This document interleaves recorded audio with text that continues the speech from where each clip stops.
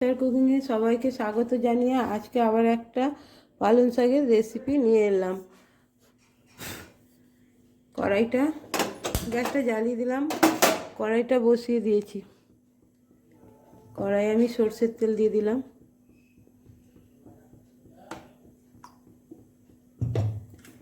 এখানে আমি একটা রুই মাছের মাথা নিয়ে নিয়েছি, তাতে আমি নুন আর হলুদ মাখিয়ে দিয়েছি।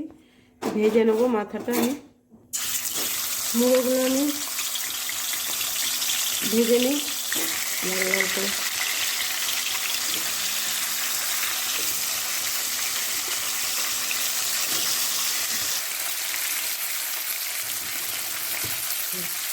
তুলে নিচ্ছি।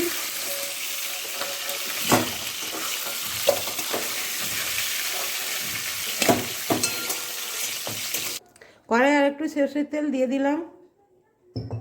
কোথায় পাঁচ ফোড়ন দিয়ে দিলাম। ফোড়ন দিয়ে দিলাম। একটা মিডিয়াম সাইজের পেঁয়াজটা আমি কুচি করে রেখে দিলাম, সেটা দিয়ে দিলাম।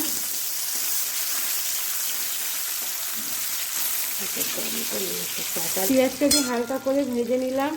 এখানে আমি সিম নিয়েছি, সিমটা দিয়ে দিলাম।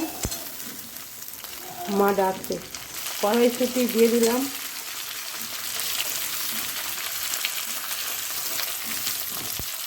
আলুটা আমি ভাপিয়ে রেখেছিলাম, দিয়ে দিলাম।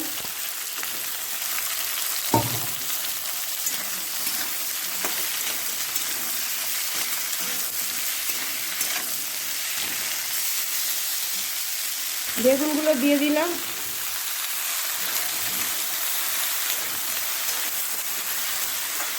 জিরে গুঁড়ো দিয়ে দিলাম। ভুল করলাম, ওটা ধনে গুঁড়ো দিলাম, এটা জিরে গুঁড়ো দিলাম। মতো হলুদ গুঁড়ো দিয়ে দিলাম।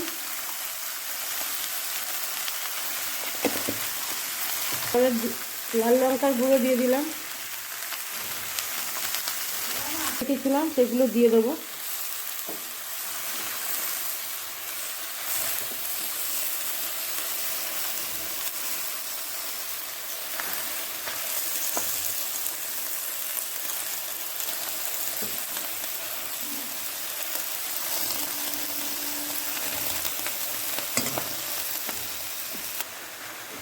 এখন আমি একটু ঢাকা চাপা দিয়ে রাখবো।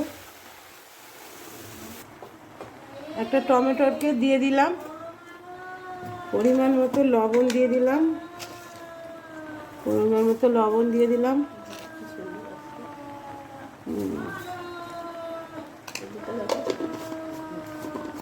একটু ঢাকা চাপা দিয়ে দিই, তারপর দেখাচ্ছি।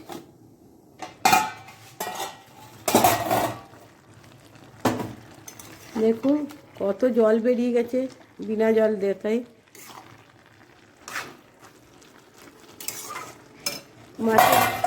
মাছের মাথাগুলো আমি দিয়ে দিচ্ছি।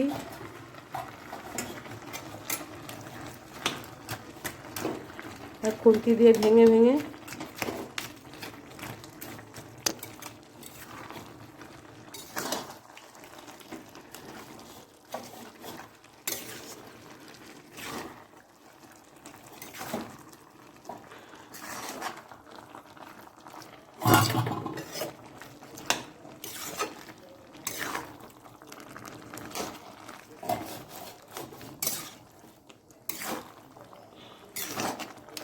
প্রচুর জল বেরিয়ে গেছে।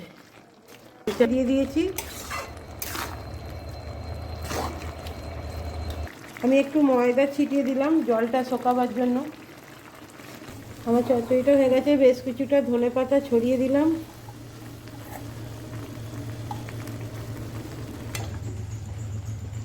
হয়ে গেছে, নাবিয়ে নিই।